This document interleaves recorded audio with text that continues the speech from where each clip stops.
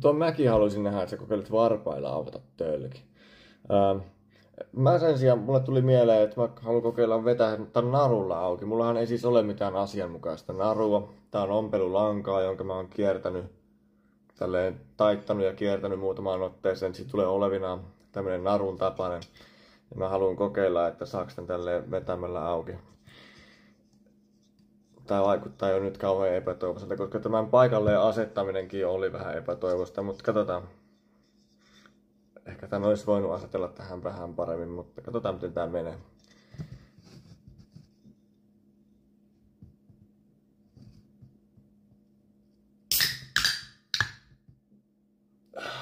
Naru meni poikki.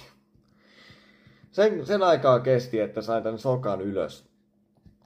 Ja tää on sormella loput. Varmaan kestäisi paremmin, jos olisi enemmän narua käyttänyt, mutta näin tällä kertaa.